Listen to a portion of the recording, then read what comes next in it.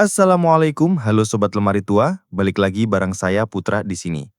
Gimana kabarnya? Semoga kalian sehat selalu ya. Coba kalian komen, jam berapa kalian nonton video ini? Dan dari mana saja asalnya? Dan ya, seperti biasa, malam ini aku mau bawain sebuah cerita horor yang bisa saja bikin kalian merinding atau malah overthinking. Sebelum lanjut ke ceritanya, kalau teman-teman suka dengan cerita horor kayak gini, jangan lupa untuk dukung channel ini dengan cara like, komen, dan subscribe, supaya aku makin semangat bawain cerita-cerita horor buat nemenin malam kalian. Dan buat kalian yang ingin sharing, boleh banget kirim ceritanya ke alamat email yang sudah tercantum di kolom deskripsi ya. Jadi nggak usah berlama-lama lagi, kita langsung aja ke ceritanya.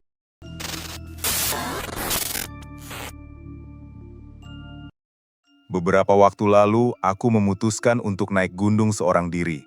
Sudah lama sebenarnya keinginan itu terpendam, tapi selalu tertunda karena tidak ada teman yang bisa diajak bareng. Pada akhirnya, aku berani juga untuk solo hiking. Dengan alasan sederhana, kalau terus menunggu orang lain, mungkin keinginan itu tidak akan pernah kesampaian. Pagi itu, suasana base camp begitu dingin. Kabut tipis masih menggantung di sekitar lapangan parkir. Aroma kopi sachet bercampur bau mie rebus yang dimasak di warung kecil dekat loket registrasi. Beberapa pendaki terlihat sudah turun. Wajah mereka lelah namun lega, sebagian besar masih mengenakan jaket tebal. Ada juga yang sibuk menata barang-barangnya ke dalam mobil pick-up yang siap mengangkut mereka pulang. Sementara aku sendirian duduk di bangku kayu dekat pos registrasi. Ransel sudah kupasang rapat di punggung, dengan botol minum terisi penuh dan sedikit camilan di saku samping. Petugas base camp sempat menatapku agak lama ketika aku menuliskan data di buku pendakian. "Sendiri?" tanyanya singkat. Aku mengangguk sambil tersenyum tipis. Dia hanya menghela nafas lalu menuliskan sesuatu di buku catatan. Entah kenapa, tatapan itu membuat dadaku sedikit berdebar. Bukan karena takut, tapi lebih kepada perasaan asing, seperti sedang diperingatkan.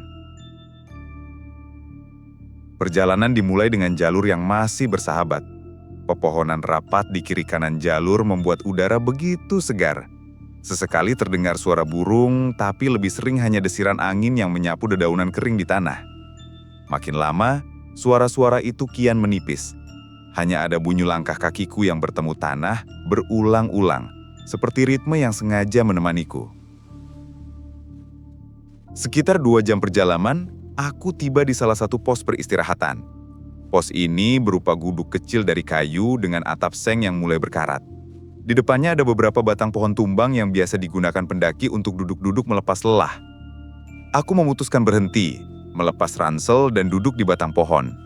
Air minum langsung kuminum setengah botol, sementara camilan kukeluarkan sedikit.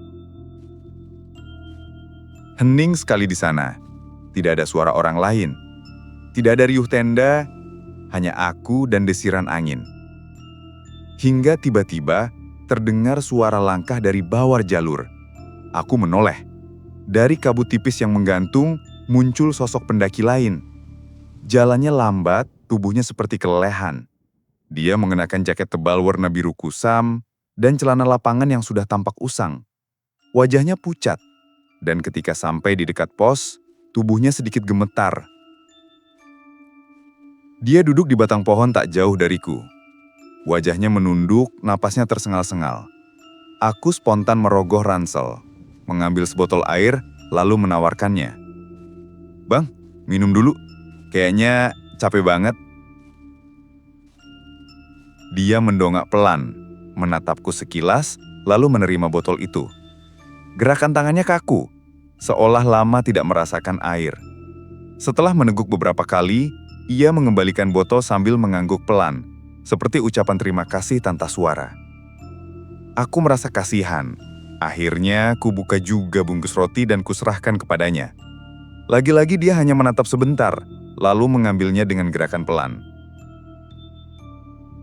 Saat roti itu dimakan, aku bisa melihat tangannya gemetar.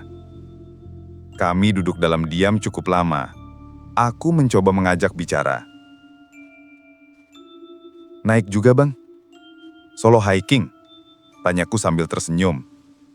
Dia terdiam sebentar sebelum akhirnya menjawab dengan suara lirih, nyaris tak terdengar. Iya, sendirian. Suaranya berat, agak serak, seperti lama tidak digunakan untuk bicara. Aku mencoba mencairkan suasana lagi, menanyakan asalnya dari mana, tapi jawabannya singkat-singkat. Bukan menolak, tapi memang tidak banyak bicara. Ada yang terasa aneh darinya. Caranya menunduk terus, pakaian yang terlihat sudah agak lusuh, dan gaya bicaranya. Entah kenapa, terdengar kuno. Namun, aku berusaha menepis pikiran itu. Mungkin saja dia pendaki lama yang memang jarang mendaki lagi. Sampai akhirnya, ketika aku menawarkannya untuk lanjut naik bareng, dia mengangkat wajah dan menatapku. Tatapannya kosong, tapi bibirnya melengkung sedikit, seperti senyum tipis. Aku tidak tahu kenapa senyum itu membuatku merinding. Bukan karena menyeramkan, tapi lebih karena ada sesuatu yang terasa tidak wajar. Namun entah kenapa, aku tetap mengajaknya naik bersama. Kalau mau, kita naik bareng aja bang. Nanti kalau sampai pos atas bisa ngecamp sebelahan. Dia hanya mengangguk pelan. Dan sejak saat itu, pendakian yang semula terasa sepi, berubah. Aku tidak lagi sendirian. Tapi jauh di dalam hati, ada perasaan lain yang mulai tumbuh. Sebuah keganjilan yang tak bisa kujelaskan. Setelah beristirahat sebentar di pos itu, kami berdua mulai melanjutkan perjalanan. Rasanya agak lega, karena sebelumnya aku merasa benar-benar sendirian di jalur. Kini, setidaknya ada sosok lain yang berjalan di belakangku. Entah kenapa, itu cukup membuat hati lebih tenang. Namun, sejak awal aku sudah merasa ada yang aneh dari caranya berjalan. Langkahnya pelan, tapi tidak pernah berhenti.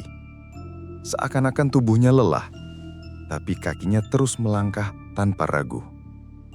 Sesekali aku menoleh ke belakang, memastikan dia masih ada, dan memang selalu ada di sana. Aku mencoba mengajak bicara untuk mencairkan suasana. "Bang, sering naik gunung juga?" tanyaku sambil melangkah. Dia butuh waktu agak lama sebelum menjawab. "Dulu, sering." Hanya itu jawabannya. Lalu kembali hening. Aku mencoba lagi. Kali ini sedikit bercanda. "Kalau sekarang jarang ya? Atau emang lebih suka solo hiking?" Dia berhenti sebentar, menatap jalur ke depan, lalu berucap diri. "Sendiri lebih tenang." Jawabannya membuat suasana mendadak jadi dingin.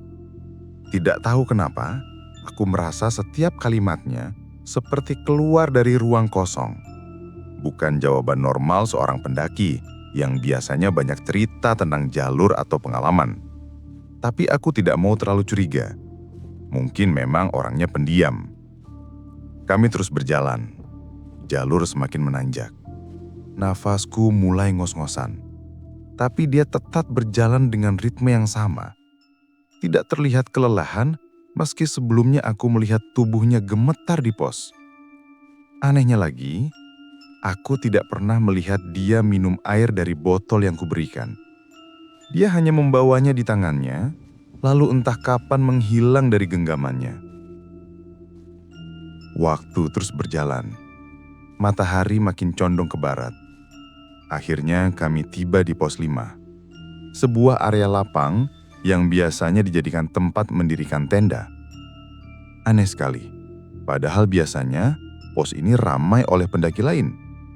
Tapi sore itu, tidak ada siapapun. Hanya ada angin dingin yang menusuk kulit dan suara dedaunan yang bergetar pelan. Aku segera membuka carrier, mulai mendirikan tenda.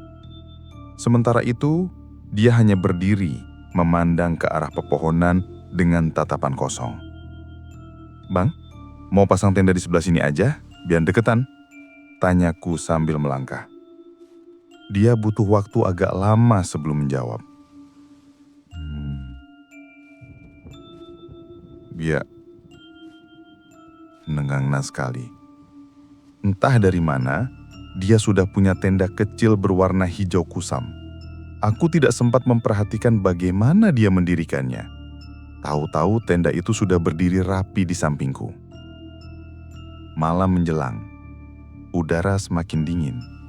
Aku menyalakan kompor kecil merebus air untuk membuat kopi saset dan mie instan. Aroma mie yang mengepul di udara membuat perutku langsung keroncongan.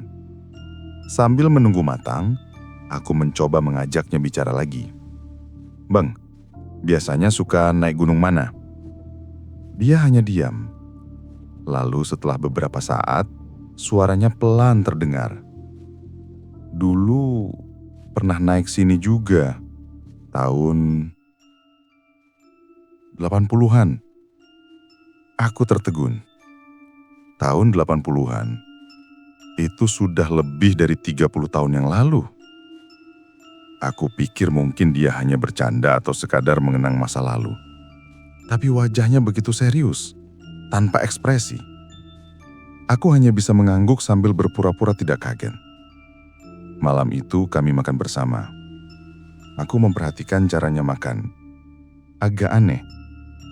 Dia tidak banyak mengunyah, hanya menelan perlahan. Seakan-akan makanan itu sekedar formalitas. Lalu setelah itu, dia kembali diam. Suasana di pos 5 benar-benar hening. Tidak ada tenda lain, tidak ada suara musik atau obrolan pendaki lain seperti biasanya. Hanya ada kami berdua, ditemani angin malam yang sesekali berdesir membuat daun tenda bergetar. Aku masuk ke dalam tenda, mencoba memejamkan mata. Tapi rasa tidak nyaman itu semakin kuat. Sebelum tidur, aku sempat mendengar suara seperti orang memanggil dari kejauhan. Suaranya samar, pelan sekali, seperti tertiup angin. Aku keluar sebentar, melihat sekeliling. Tidak ada siapapun. Tenda di sampingku berdiri diam. Tidak ada tanda-tanda kehidupan. Aku sempat ingin memanggil namanya, tapi aku sadar, aku bahkan tidak tahu namanya. Dari tadi dia tidak pernah menyebutkan siapa dirinya, dan aku tidak pernah benar-benar menanyakan. Aku kembali masuk ke dalam tenda. Malam itu terasa panjang sekali. Di antara setengah tidur dan terjaga, aku merasa mendengar langkah pelan yang berputar di sekitar tendaku. Aku tidak berani keluar. Dan malam itu akhirnya berlalu dengan perasaan tidak tenang yang sulit dijelaskan. Pagi itu, aku terbangun lebih awal dari biasanya. Jam tangan di tanganku menunjukkan pukul 4:30. Udara di luar begitu dingin, sampai-sampai nafas terasa seperti asap tipis keluar dari mulut. Dari dalam tenda, aku bisa mendengar suara angin menderu lembut, menyentuh dedaunan di sekitarnya. Aku menyalakan headlamp, membuka pintu tenda pelan-pelan. Yang pertama kali kulihat adalah kabut tebal yang sudah turun sejak dini hari. Aneh sekali, biasanya kabut setebal ini baru muncul menjelang siang, tapi kali ini dari pagi sudah begitu pekat. Aku menoleh ke sebelah, tenda hijau kusam itu masih berdiri kokoh. Entah kenapa, aku sedikit lega. Setidaknya aku tidak sendirian. Tak lama, dia keluar dari tendanya. Gerakannya pelan, wajahnya tetap pucat seperti kemarin, seolah tidak ada perubahan. Aku menyapanya dengan sedikit canggung. "Bang, langsung summit attack sekarang, biar bisa lihat sunrise." Dia menatapku sebentar, lalu mengangguk. Lagi-lagi tanpa banyak kata. Kami mulai menyiapkan perlengkapan. Aku masukkan sedikit bekal ke tas kecil, bawa air minum secukupnya, lalu mengenakan jaket tebal. Setelah semua siap, kami berdua mulai melangkah ke jalur puncak.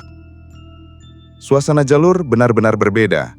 Biasanya aku mendengar suara-suara pendaki lain yang juga melakukan summit attack, entah tawa, obrolan, atau sekedar langkah kaki. Tapi pagi itu, sepi sekali. Seolah hanya ada aku dan dia. Tidak ada tanda-tanda manusia lain di gunung itu. Kabut makin pekat. Lampu headlamp hanya bisa menembus jarak beberapa meter di depan. Tanah terasa lembab, beberapa batu licin. membuat langkahku harus lebih hati-hati. Di sepanjang perjalanan, aku berusaha mengajak bicara. "Bang, sering sampai puncak juga?"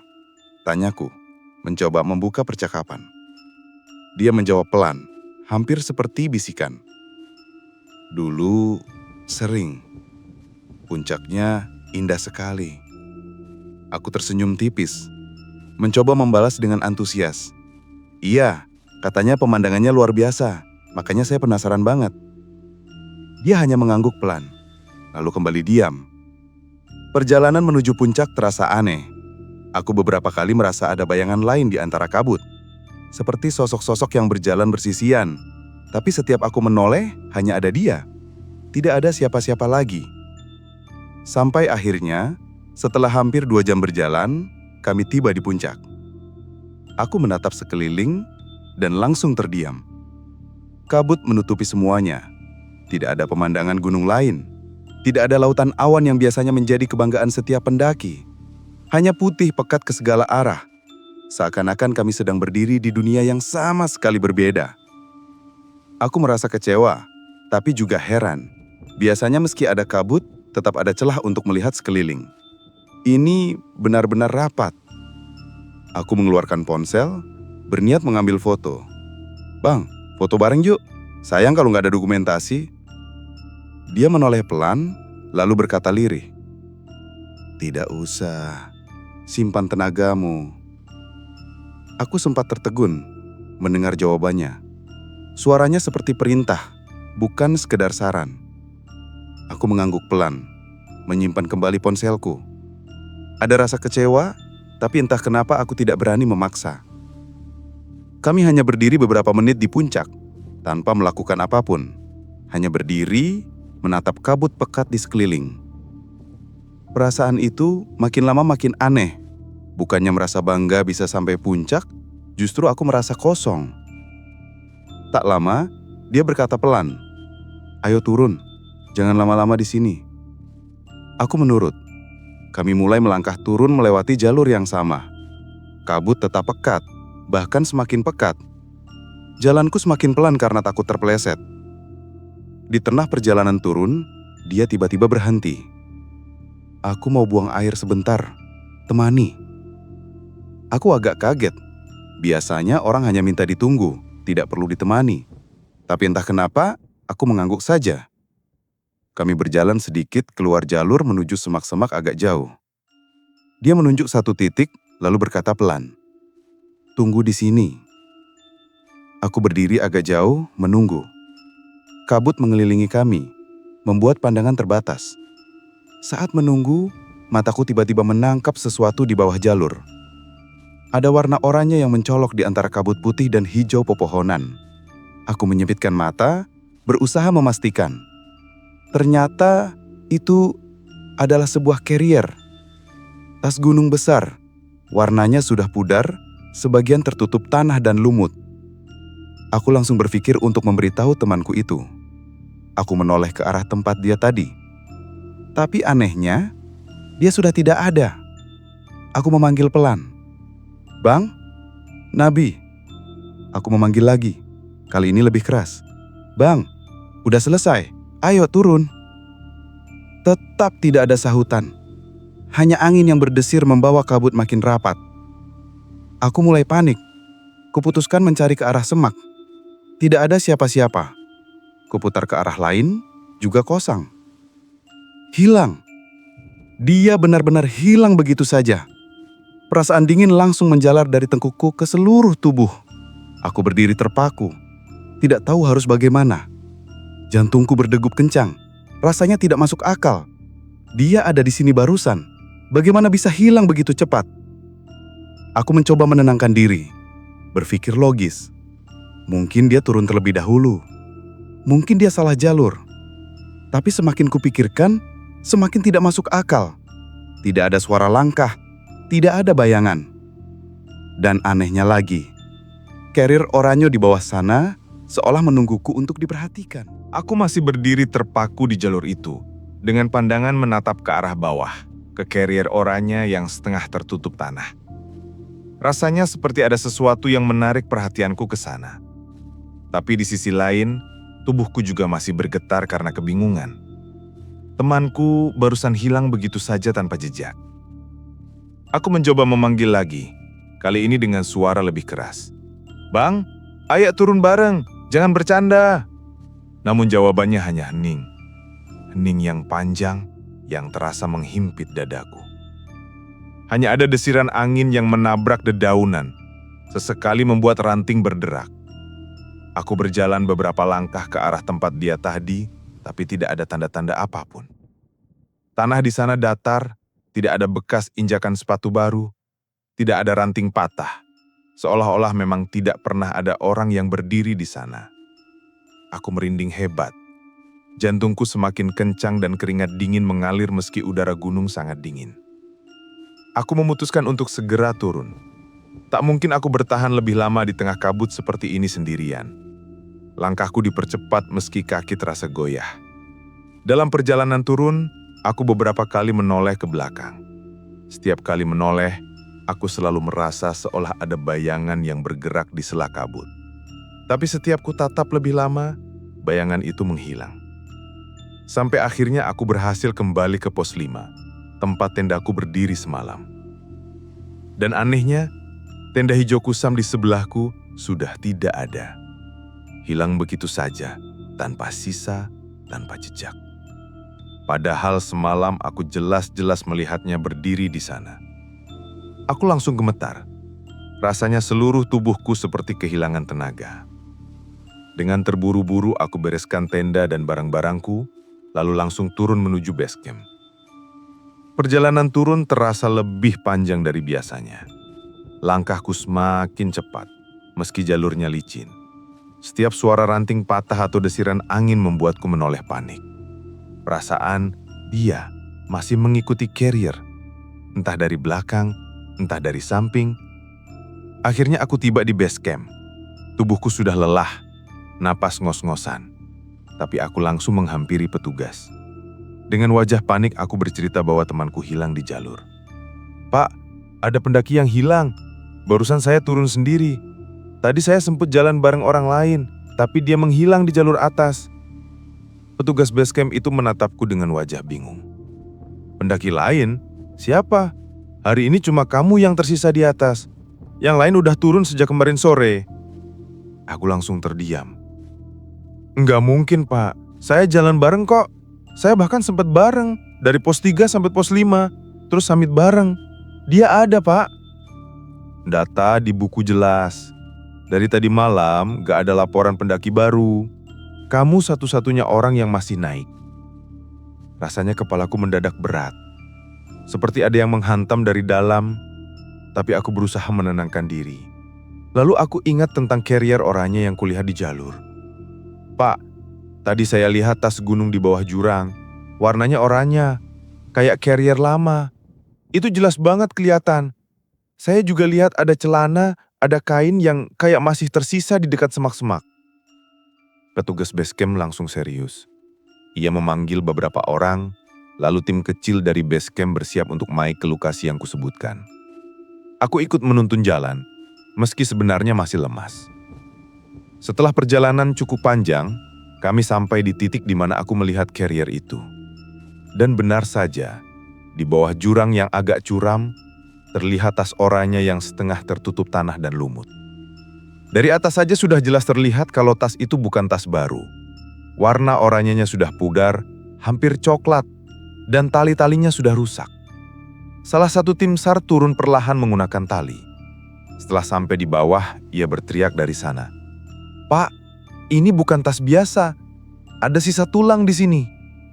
Suasana langsung hening. Aku yang mendengar itu seketika lemas, hampir tidak kuat berdiri.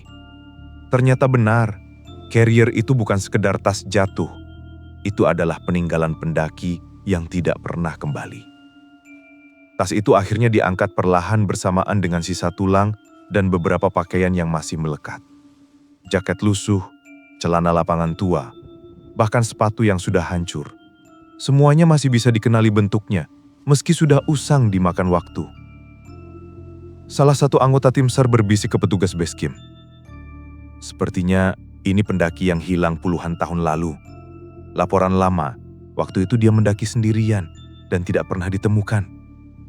Aku terdiam. Kakiku gemetar hebat, tubuhku dingin, keringat dingin terus mengalir. Karena yang kulihat, semua perlengkapan itu persis dengan apa yang dipakai temanku selama 2 hari ini. Jaket biru kusam, celana lapangan, bahkan carrier oranye itu, semuanya sama persis. Aku tidak bisa berkata-kata lagi. Setelah tim SAR berhasil mengangkat carrier oranye beserta pakaian dan sisa-sisa tulang itu, suasana di sekitar pos langsung berubah hening. Semua orang yang hadir mendadak diam, seolah tidak percaya dengan apa yang mereka lihat. Aku berdiri agak jauh, menatap dari atas jalur, tubuhku bergetar hebat. Bukan hanya karena dingin gunung, tapi lebih karena kenyataan yang menamparku keras. Perlengkapan yang ditemukan itu persis seperti yang dipakai pendaki yang bersamaku sejak kemarin. Carrier oranye, jaket biru kusam, celana lapangan tua, tidak ada yang berbeda. Semuanya sama. Aku masih ingat jelas bagaimana dia duduk di sampingku di pos 3 dengan wajah pucat, gemetar, dan bagaimana dia meneguk air dari botolku. Aku masih bisa mengingat tatapan kosongnya di pos 5 saat dia hanya tersenyum ketika kutanya namanya. Semua itu nyata bagiku. Tapi yang ada di depan mataku sekarang adalah peninggalan seorang pendaki yang sudah meninggal puluhan tahun lalu. Salah satu anggota tim SAR mendekat, wajahnya serius. "Mas, kamu yakin sempat bareng sama seseorang?" Aku menatapnya dengan mata yang masih basah oleh air mata ketakutan. "Iya pak, saya nggak bohong. Dari pos 3 kami bareng. Kami bahkan sampai ke puncak. Saya ngobrol, kami makan bareng, tidur di tenda sebelahan.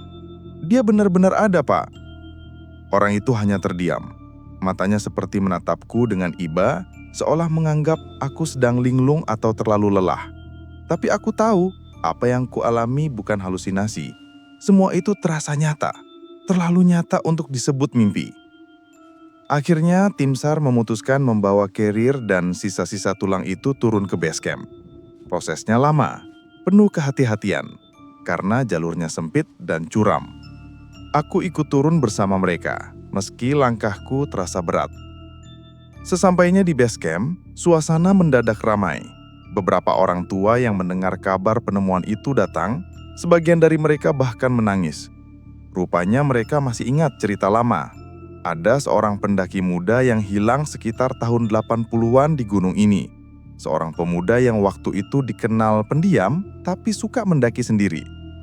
Bertahun-tahun dicari, tidak pernah ditemukan. Dan kini setelah sekian lama, sisa-sisa dirinya akhirnya ditemukan.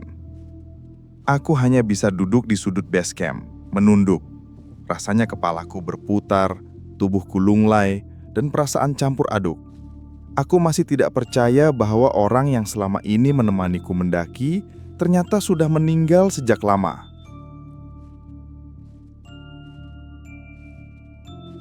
Malam itu aku memutuskan untuk beristirahat dulu di base camp sebelum benar-benar pulang ke kota. Tubuhku terlalu lelah, pikiranku terlalu penuh. Sekitar pukul 11 malam, aku duduk di luar di bangku kayu depan base camp. Angin malam berhembus pelan, dingin menembus jaketku. Di kejauhan hanya terdengar suara jangkrik dan gemericik air sungai kecil. Aku menatap ke arah jalur pendakian yang gelap gulita. Entah kenapa, ada perasaan seperti sedang diawasi. Dan benar saja. Di sela-sela kabut tipis yang turun dari lereng, aku melihat sosok itu. Sosok yang sejak kemarin bersamaku. Dia berdiri tidak jauh dari gapura jalur pendakian. Wajahnya pucat, tapi kali ini terlihat lebih tenang. Bibirnya melengkung sedikit, membentuk senyum samar. Aku tertegun, tidak bisa bergerak, tidak bisa berbicara, hanya bisa menatap balik. Senyumnya seperti mengatakan sesuatu, meski tanpa suara. Seakan-akan dia ingin mengucapkan, "Terima kasih sudah menemaniku." Beberapa detik kemudian, kabut menutup tubuhnya. Dan ketika kabut perlahan menghilang, sosok itu pun ikut hilang, lenyap begitu saja. Aku hanya bisa terdiam, menunduk, dan tanpa sadar air mata menetes. Bukan air mata takut, melainkan campuran antara sedih, haru, dan syukur. Aku sadar, perjalanan ini bukan sekedar pendakian biasa. Aku telah ditemani oleh seseorang yang sudah lama hilang, seseorang yang mungkin selama ini tersesat dan tidak pernah kembali. Entah bagaimana dia bisa hadir lagi untuk berjalan bersamaku, seolah-olah ingin merasakan sekali lagi jalur yang pernah membuatnya terjebak. Dan aku mungkin dipilih untuk menjadi saksi, agar akhirnya dia bisa benar-benar kembali pulang. Keesokan harinya saat aku bersiap pulang, aku menoleh sekali lagi ke arah gunung itu. Ada perasaan yang sulit dijelaskan, campuran antara takut, hormat, dan rindu. Dalam hati aku berdoa, semoga arwah pendaki itu benar-benar tenang sekarang. Sejak saat itu aku selalu percaya bahwa di gunung, kita tidak pernah benar-benar sendirian. Ada mereka yang datang sebelum kita. Ada yang tidak pernah kembali, dan kadang-kadang mereka bisa hadir kembali hanya untuk menemani. Gimana Sobat Lemari Tua? Coba kalian komen di bawah, apakah cerita ini cukup membuat kalian terhibur atau takut? Dan sekian cerita untuk kali ini, semoga kalian terhibur dan mendapatkan sisi positif dari setiap cerita yang aku bawakan. Sampai jumpa di cerita lainnya, bersama saya Putra. Wassalamualaikum warahmatullahi wabarakatuh.